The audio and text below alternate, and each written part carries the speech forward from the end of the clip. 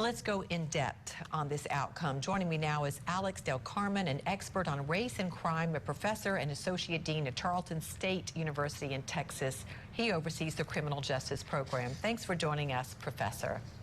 Thanks for having me, Natalie. Yeah, first up, what do you make of these verdicts in this case? Less than 12 hours that they were working on the verdict to deliberate. That isn't that long, and it often doesn't point to a win for the defense, or does it? That's exactly right. So many studies have actually been done on how long juries take in order to reach a verdict. And in this case, I think many of us were expecting a guilty verdict.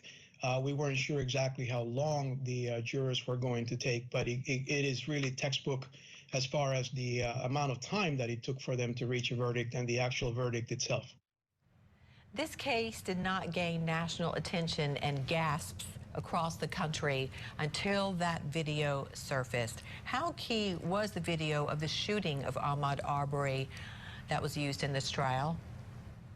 It was absolutely essential, right?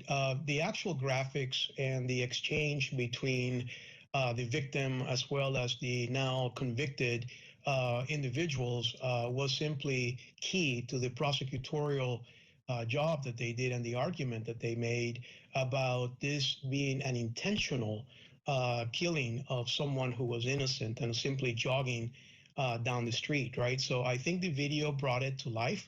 I think the jurors, and we're going to find out once we start asking jurors what their reaction was, but I think most of us that have been following the trial and other trials across the United States understand the powerful images that are portrayed via video simply reach a verdict of guilty from time to time.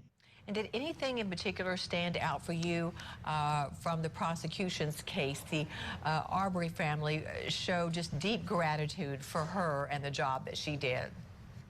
Yeah, she did a fantastic job, and I think what they did is they were very disciplined in their argument. They were able to structure and stick to the facts without really throwing all sorts of arguments and perhaps outside components on the case to the jurors.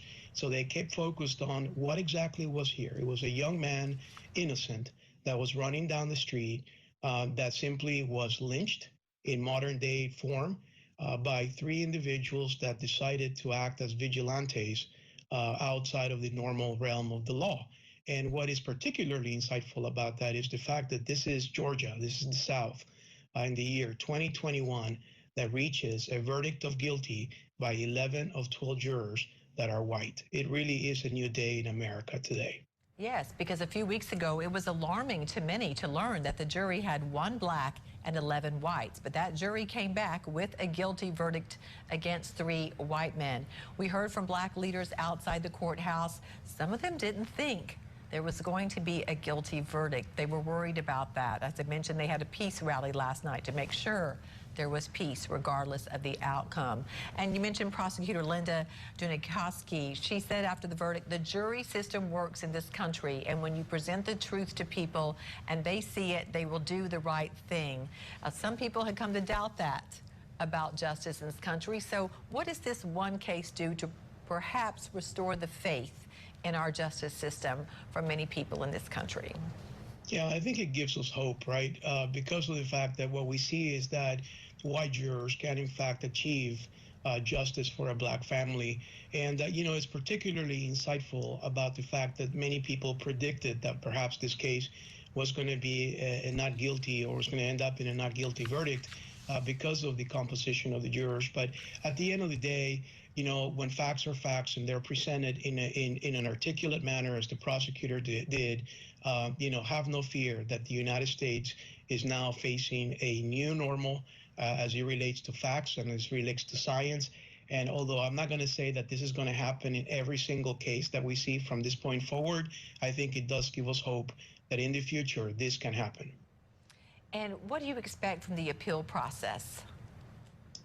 Well, there's no question, right? Since day one of the trial, the lawyers on the defense side were preparing for an appeal. That's what good lawyers do, right? So they were taking notes, trying to figure out what type of evidence was excluded from the case, what sort of arguments were excluded or they were prevented from making before the jurors. I think what we're going to see is we're going to see an appeal to a higher court. I personally don't see that appeal going anywhere, as it is the case with most appeals that are rendered to appellate courts, is likely going to be reversed back to the decision of the lower court, unless there's something absolutely shocking, surprising that we have not seen in this case. But I think the facts are there. The video shows what happened, and I have no doubt that this is going to continue on. And now we have, of course, a federal prosecutorial component that may be coming up in the future, in the near future, that we're going to get to see what DOJ does with this case in federal court. We appreciate your insights very much, Professor Alex Del Carmen. Thanks so much for coming on. Thanks for having me. Thank you. And still ahead tonight, that holiday feeling,